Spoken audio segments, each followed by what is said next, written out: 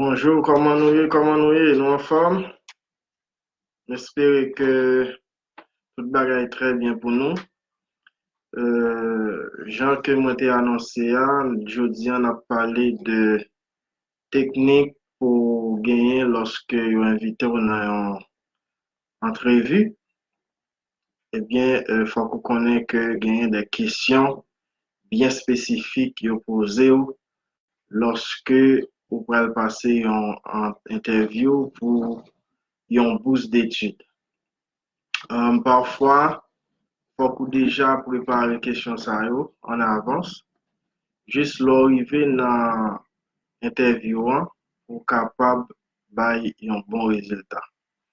Et c'est de ça nous allons parler aujourd'hui et au capable partager live là, partager avec amis, partager avec famille, ou capable voir dans groupe WhatsApp, ou capable tout mettre le sous page ou capable de voyer le tout partout. Donc, c'est de ça nous allons parler. Eh bien, si vous nous regardez maintenant, laissez-nous un petit commentaire. Aujourd'hui, on va vous donner des techniques lorsque vous êtes en entretien de bourse d'études. Par exemple, vous êtes invité à une entrevue et vous ne savez pas comment se comporter. Eh bien, il faut vraiment travailler sur votre posture. Euh, Premièrement, il faut se préparer en termes académiques. Il faut préparer des questions à l'avance. Il y a 5 questions à ne pas oublier lors d'un entretien de bourse d'études parce que on va vous poser ces questions. Avant même de commencer, est-ce que vous pouvez nous dire où vous nous regardez? Si vous pouvez faire ça, ça nous serait gré. Laissez-nous un petit commentaire. Dites-nous où exactement vous nous regardez. Et comme ça, on peut rapidement commencer à vous donner des conseils. N'oubliez pas que dans cet espace, nous exprimons aussi dans d'autres langues, par exemple les créoles haïtiens, le portugais brésilien, l'allemand et l'anglais aussi. On peut parler pour les gens qui ne parlent pas en français, ou du moins euh, dans d'autres langues. Donc, si vous pouvez nous dire où vous êtes, comme ça, je peux en quelque sorte identifier la langue qu'il faut utiliser. Eh bien, nous allons démarrer puisque c'était notre but pour aujourd'hui. Merci, Juninho Soro, ok, tu es en Côte d'Ivoire. Merci beaucoup, Côte d'Ivoire. Vous êtes branchés, ça nous fait chaud au cœur. Côte d'Ivoire, un pays que j'aime beaucoup. Bien, nous allons entrer d'emblée. Il y a 5 questions qu'il faut savoir. Il faut travailler sur ces 5 questions parce que on va vous poser ces questions. Il faut les préparer à l'avance. Luis Techela, você está me seguindo no Brasil? Muito bem. Você está muito bem aqui. E eu estou muito contente que hoje, finalmente, você está aqui ao vivo. Isso é muito legal. A gente não pode falar completamente em português, mas a gente vai falar um pouco em português, em francês, inglês e alemão. E bien c'est comme ça. E crioulo haitiano também. Conseil aujourd'hui c'est 5 questões que você deve preparar antes de uma entrevista para uma bolsa. So it's like 5 questions that you're supposed to prepare beforehand before your interview for your scholarship. So today, because I know you are everywhere, I'm trying to speak with you guys who don't speak French or you don't speak Portuguese. Anyway, I'm trying to explain what I'm gonna do today is I'm gonna give you some advice about how to get prepared for an interview. Here we go. 5 conseils. Donc, il faut préparer ces genres de questions. 1. Présentez-vous. Il y a des candidats qui ne savent pas comment se présenter. Ah, présentez-vous.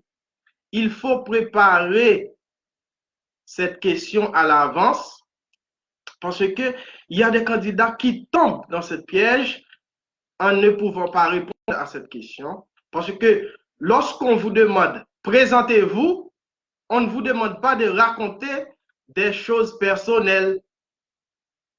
Donc, vous devez rester dans le cadre académique pour répondre à cette question.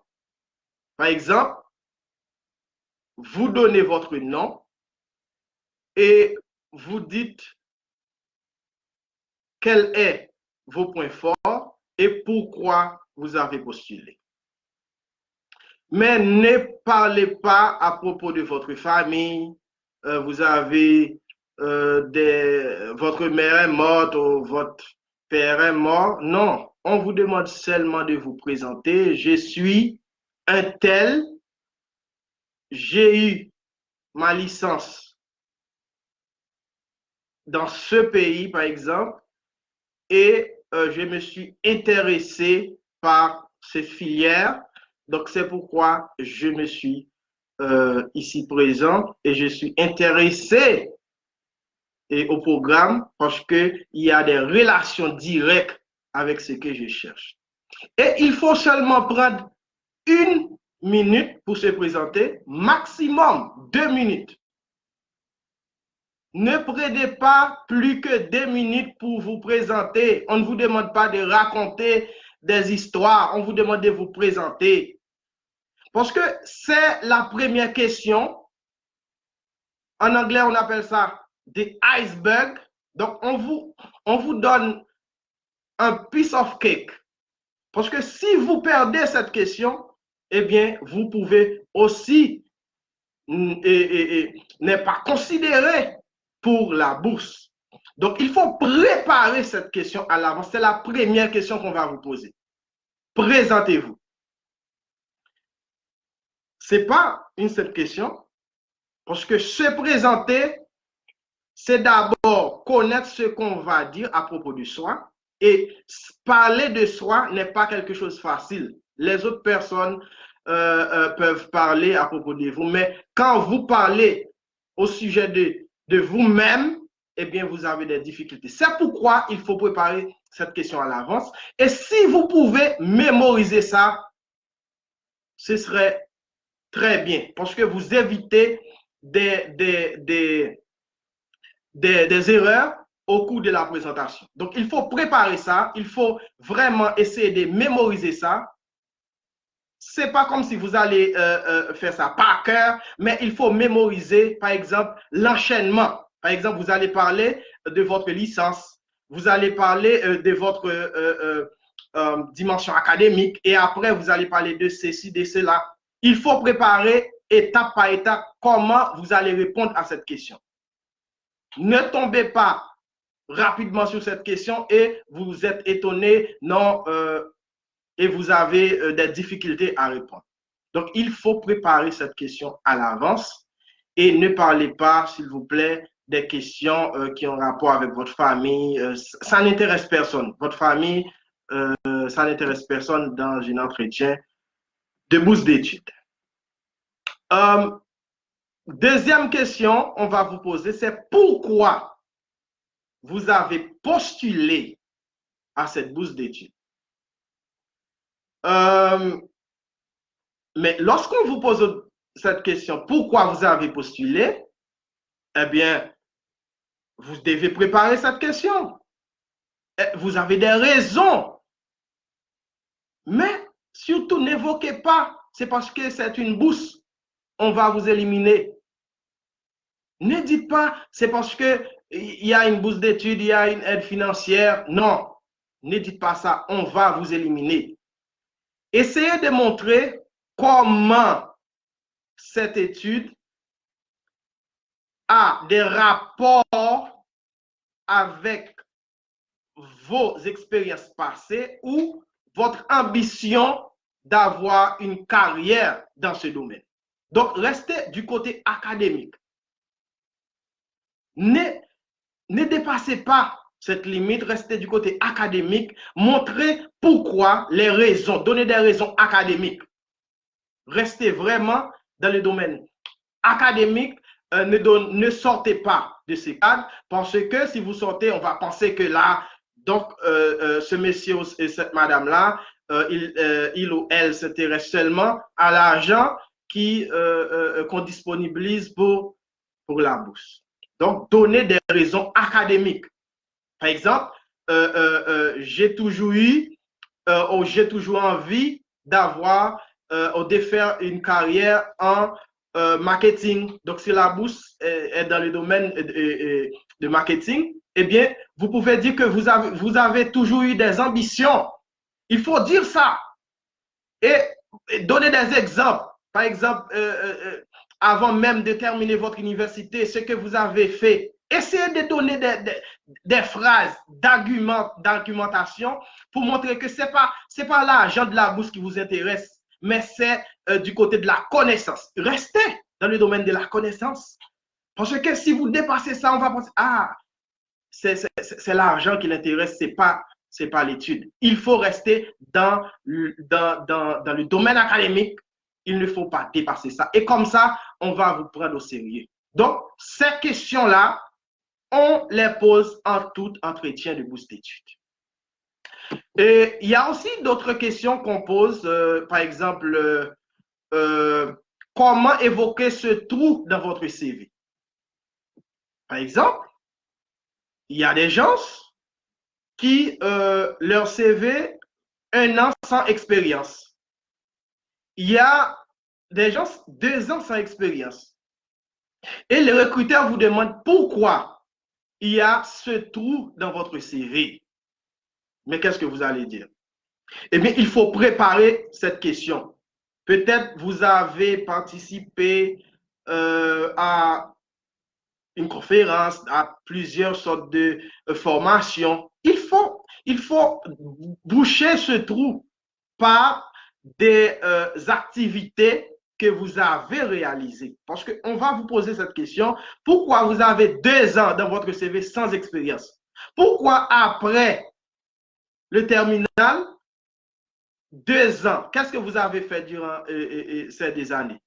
Eh bien, il faut justifier que, eh bien, par exemple, vous avez besoin d'étudier l'anglais et vous pensez que 2 années, cela pourrait vous aider à avoir des connaissances dans la langue anglaise, ou du moins, vous avez toujours envie d'apprendre quelque chose à côté de l'étude que vous réalisez, mais pas toujours eu le temps. Donc, vous avez pris un peu de temps pour apprendre d'autres choses. Donnez des arguments pour montrer que pourquoi ce trou existe dans votre CV.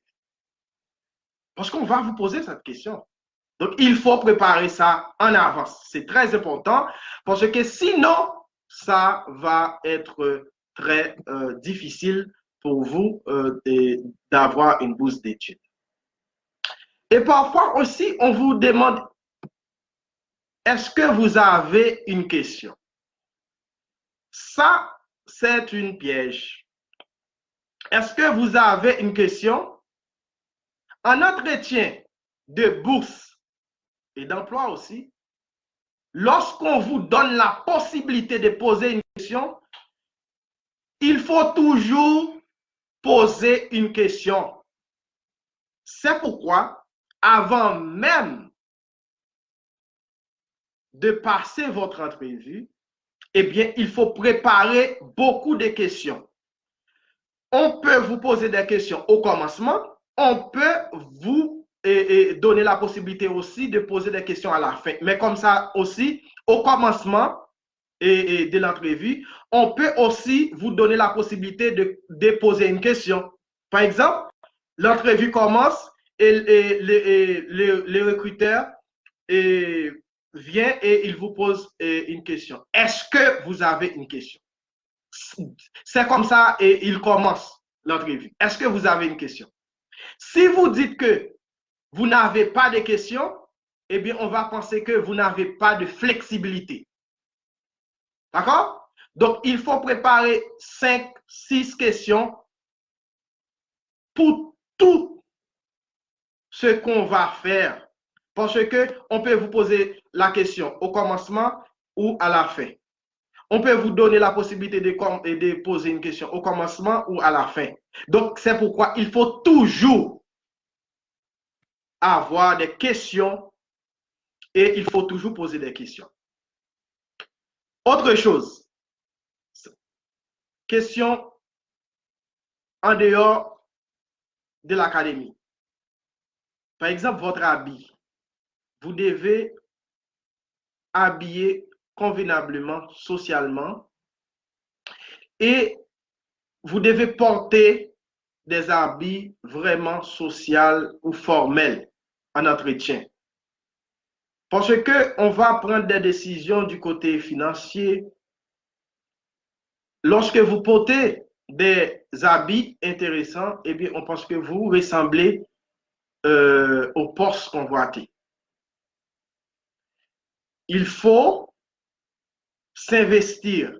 Il faut investir dans votre entretien. N'allez pas n'importe quelle façon.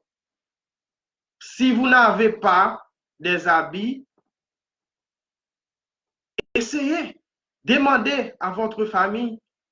Essayez d'aller très socialement parce que on va faire un premier jugement sur vous. Lorsque vous êtes bien habillé socialement et formellement, et vous avez la possibilité d'être sélectionné, même que ce n'est pas l'habit, mais ça contribue aussi à votre sélection. Peut-être vous avez des très bons arguments, mais votre habit ne plaît pas. Et si vous portez par exemple un t-shirt ou un maillot durant une entrevue, on a des pensées sur vous, on pense que, mais comment? Donc ça, ce sont des jugements que le recruteur fait. Donc il faut se comporter, habillé convenablement, c'est-à-dire socialement,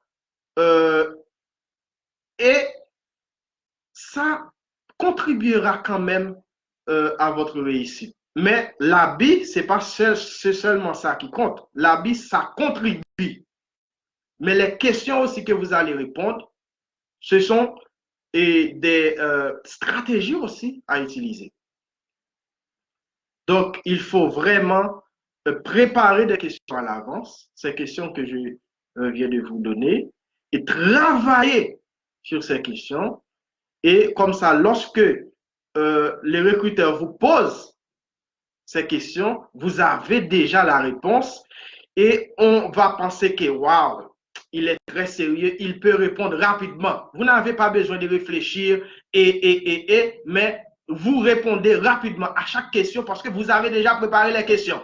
Donc, en entretien, il faut préparer des questions en avance pour confronter avec le recruteur. Parce que, comme d'habitude, je vous ai dit, il faut charmer votre recruteur parce que le recruteur aime quelqu'un qui peut lui charmer, qui peut lui laisser avec, en anglais, on dit feeling, avec une émotion et même après l'entrevue, le recruteur va dire, bon, celui-ci, ou ce bonhomme, ou cette madame était très sérieuse. Préparez vos questions avant l'entrevue et comme ça, vous pourrez avoir la chance d'être sélectionné. Et Brasil está nos seguindo. Eu estou muito contente. Luiz Teixeira está me curtindo no Brasil, em Campinas. Eu estou muito contente hoje. A gente está ao vivo. Tem gente de todo lado que está me assistindo. Eu estou muito contente. E se você tiver uma pergunta, Luiz Teixeira, você poderia perguntar e a gente vai ver como a gente pode responder. Porque isso eu não estou fazendo uma coisa só para uma categoria de pessoas, mas eu estou ajudando todo mundo. Porque eu penso que talvez você tenha muito conhecimento, mas você não tem técnicas para poder encontrar uma bolsa. Porque uma bolsa tem muitas competições, tem muita gente que vão mandar seus currículos, tem muitas pessoas que estão buscando como vocês. Vocês têm que saber o que você deve fazer. Você tem que preparar as perguntas para a entrevista antes da entrevista, não no momento da entrevista. Você tem que preparar as perguntas antes, por exemplo, por que você mandou seu currículo, por que você postulou, por que você quer encontrar uma bolsa. Você pode se apresentar. É a primeira questão que você vai encontrar. Você deve se apresentar. Na apresentação, você não tem que falar sobre sua família, sua mãe está morta, seu pai está morto. Não falar sobre questão familiar, falar somente questão acadêmica. Você deve dar questões, mostrar como você está ligado com a bolsa. Isso é muito importante porque se você está falando sobre sua família, a gente pensa que você não entende nada, porque a gente não queria saber sobre sua família neste momento. Quando você tiver a bolsa, sim, você poderia falar com seu supervisor ou com você poderia falar, mas no momento da entrevista você não deveria falar sobre sua família, você tem que ficar na questão acadêmica. Isto é uma questão muito importante e eu acho que isso poderia ajudá-lo a encontrar sua bolsa. Isso foi para hoje. A gente vai se ver em outro meu momento, porque eu vou estar aqui dando questões, explicar para vocês como funciona. E eu acho que Firaj, vocês vai encontrar uma bolsa. Ok, eu tenho uma pergunta de Luiz Teixeira, que está no Brasil, em Campinas. Ele fala como que eu posso fazer a carta de pedido da bolsa. Tem um exemplar. Je vais traduire en français. Luis Teixeira, qui nous regarde au Brésil, il nous demande est-ce qu'il y a une lettre de motivation pour une bourse d'études. Je vais lui répondre en portugais parce que la question est en portugais, donc je vais lui répondre en portugais. Mais si vous posez votre question en français, je vais vous répondre en français et comme ça, on peut essayer d'aider tout le monde. Teixeira, não tem uma carta certa para uma bolsa. Você tem que preparar uma carta para cada bolsa que você vai postular. Você deve escrever uma página de carta de motivações. Você deve escrever somente uma página, não duas, somente uma página. Nesta carta, você deve explicar por que você deve ser oferecido uma bolsa. E nesta carta, você não deveria ter problemas gramáticos. Você tem que dar sua carta para uma profissional, corrigir sua carta, questão gramática, porque quando você faz um erro gramático, a gente pensa que você não é sério e a gente não pode dar uma bolsa para você. Por isso, esta carta deve ser escrita em um estilo muito legível, muito simples, não use vocabulário difíceis, não é isso que vai fazer com que a gente dê uma bolsa para você, não. É o argumento. Você tem que argumentar e você tem que mostrar por que a bolsa deve ser oferecida a você, não a outro.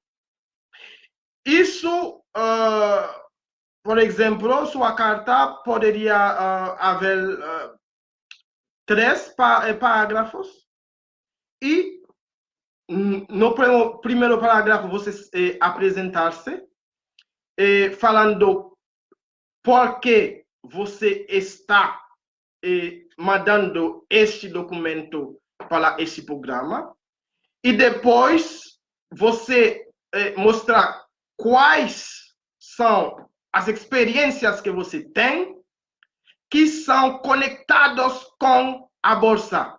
E depois, na conclusão, você repetir as mesmas ideias no começo, mas utilizando outras palavras, não as mesmas que você utilizou no começo. Isso faz com que a gente vai decidir sobre seu caso e você poderia ter esta bolsa. Mas, como eu falei, sua carta deve ser